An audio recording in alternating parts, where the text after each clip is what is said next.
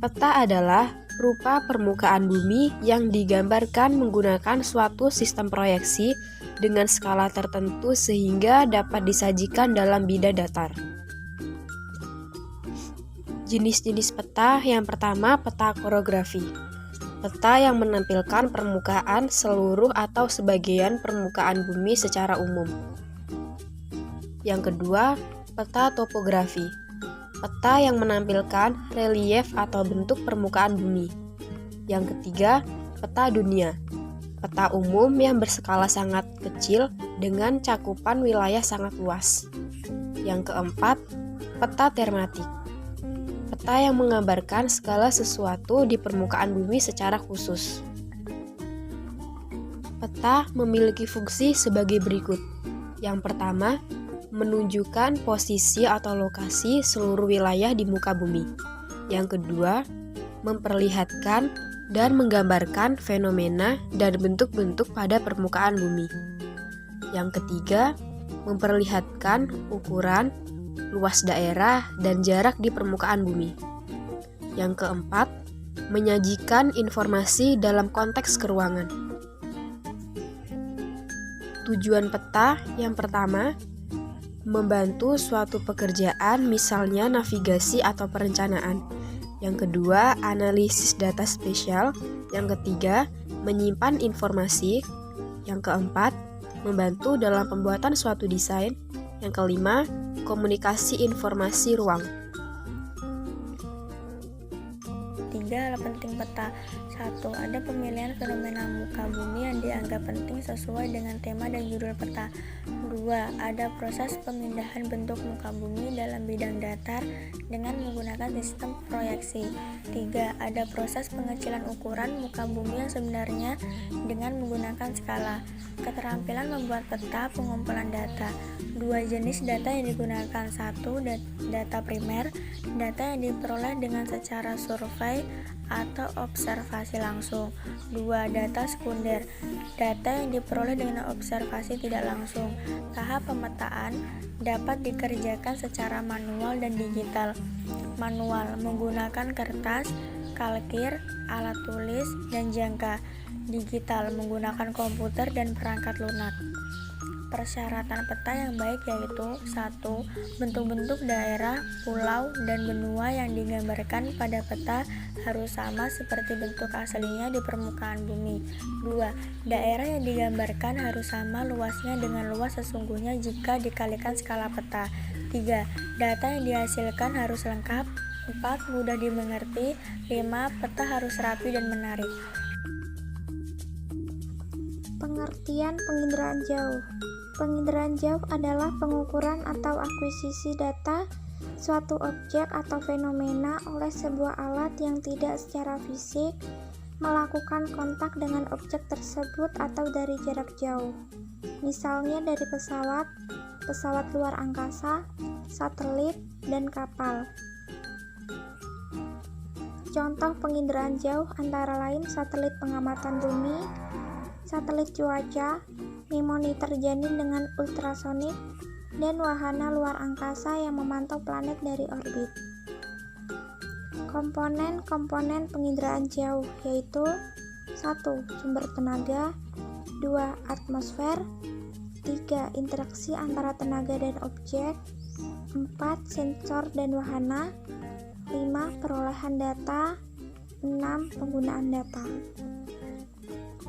1. Sumber tenaga. Sumber tenaga dalam proses inderajat terdiri dari sistem pasif yang menggunakan sinar matahari dan sistem aktif yang menggunakan tenaga buatan seperti gelombang mikro. Jumlah tenaga yang diterima oleh objek di setiap tempat berbeda-beda. 2. Atmosfer. Lapisan udara terdiri atas berbagai jenis gas seperti O2, CO2, nitrogen, hidrogen, dan helium.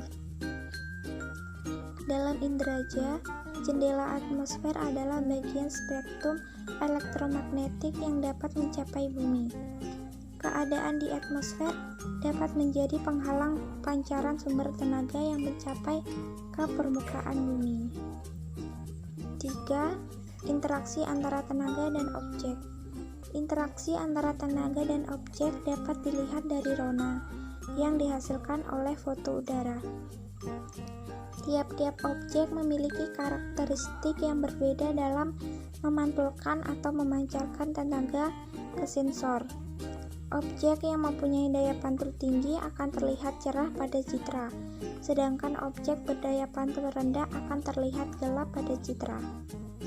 Contohnya, permukaan puncak gunung yang tertutup oleh salju yang mempunyai daya pantul tinggi terlihat lebih cerah daripada permukaan puncak gunung yang tertutup oleh lahar dingin.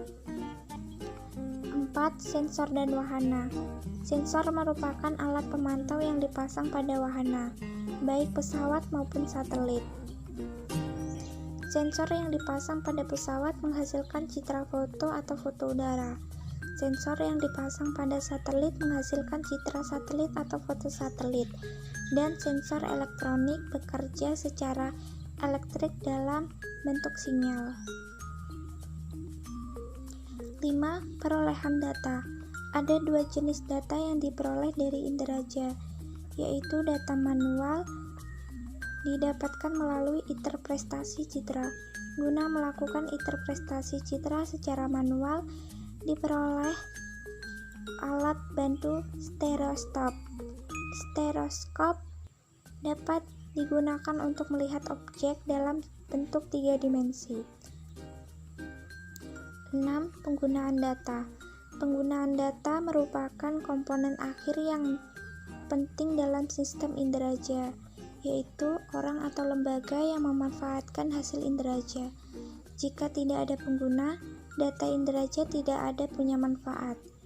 Data inderaja dapat dipakai di bidang militer, bidang kependudukan, bidang pemetaan, serta bidang meteorologi dan klimatologi.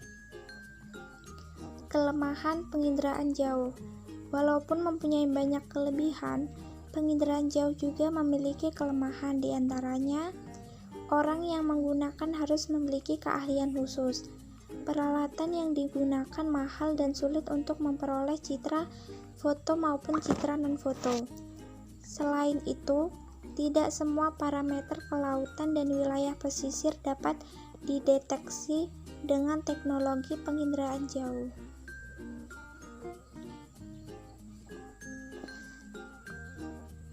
Jenis-jenis penginderaan jauh yaitu 1.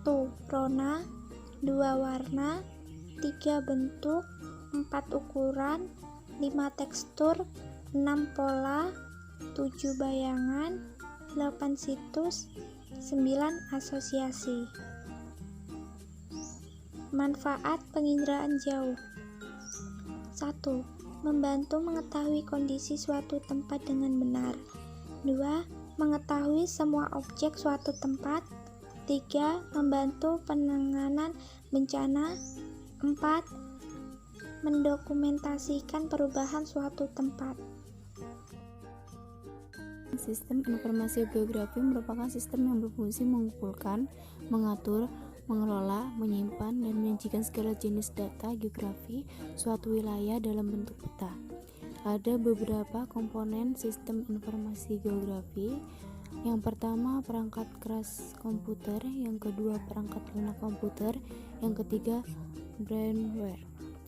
Yang pertama, adapun fungsi perangkat keras hardware, yaitu untuk mendukung kerja komputer, menampilkan atau menerima input, masukan, proses, mengolah data atau informasi, memberikan output, serta menyimpan data atau informasi yang terpasang di dalam maupun di luar komputer. Yang kedua, fungsi perangkat lunak yaitu untuk mendeteksi hardware pada komputer sehingga komputer yang digunakan dapat bekerja dengan baik sesuai pekerjaan yang dilakukan. Yang ketiga, atau definisi brainware, yaitu manusia yang terlibat dalam mengoperasikan atau pemakaian serta mengatur sistem di dalam perangkat komputer. Kelebihan SIG. 1. Data dapat dikelola dengan format yang jelas. 2. Biaya murah dibandingkan dengan melakukan survei lapangan.